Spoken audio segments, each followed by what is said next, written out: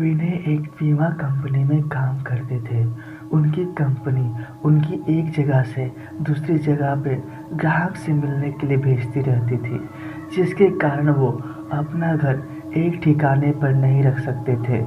इस बार उनको नेपाल के छोटे से पहाड़ी इलाके में जाना था, करीब 1 महीने के लिए।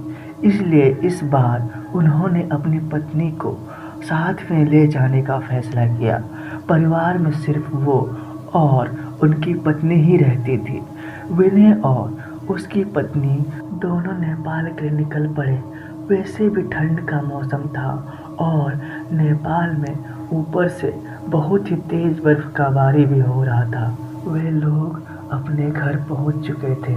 अपने घर तक पहुंचने के लिए उनको बहुत संघर्ष करना पड़ा, क्योंकि घर छोटे से गांव में एक पहाड़ी इलाके में था, जिसकी वजह से दोनों बहुत थक चुके थे। रात के 12:30 बज चुके थे। जहां वह रह रहे थे वहां दूसरे घर एक दूसरे से बहुत दूर थे। बाहर जोरों से ठंडी हवा और बर्फ गिर रही थी। दोनों अपने रजाई में आराम कर रहे थे।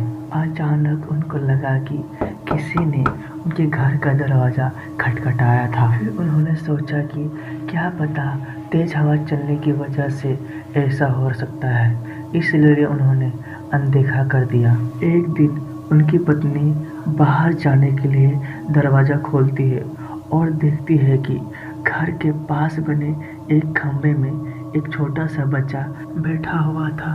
और अगले दिन भी कुछ ऐसा ही हुआ। इस बार उसकी पत्नी ने उस बच्ची को पकड़ लिया और पूछा कि तुम यहाँ क्या कर रहे हो। आखिर में उसका नाम पूछने पर उसने धीमी आवाज़ में अपना नाम बताया और वहाँ से भाग गया।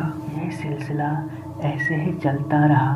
वह बच्चा रोज़ उस खंभे के पीछे से निहारता रहता था। एक दिन अचानक दरवाज़ा किसी ने ठकठकाया।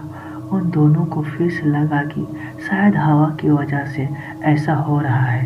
तभी फिर से किसी ने दरवाज़ा खटखटाया। इस बार खटखटाने की आवाज़ साफ साफ आ रही थी। यह आवाज़ सुनकर दोनों बहुत डर गए थे। इतनी रात में जान लेने वाली ठंड में आखिर कौन हो सकता है। अचानक दरवाजे के बाहर से धीरे धीरे रोने की आवाज़ आने लगी। तभी विनय ने जोर से आवाज़ में बोला, कौन है। कुछ देर तक आवाज़ तो नहीं आई, पर बाद में एक धीमी सी आवाज़ आई, दरवाज़ा खोलो, कृपया करके दरवाज़ा खोलो, बाहर बहुत ठंड है। यह आवाज़ किसी छोटे से बच्चे की थी। तभी विनय की पत्नी को यह आवाज़ जानी पहचानी लगी। उसने कहा कि ये वही बच्चे की आवाज़ लगती है जो रोज़ घर के बाहर खड़ा रहता था।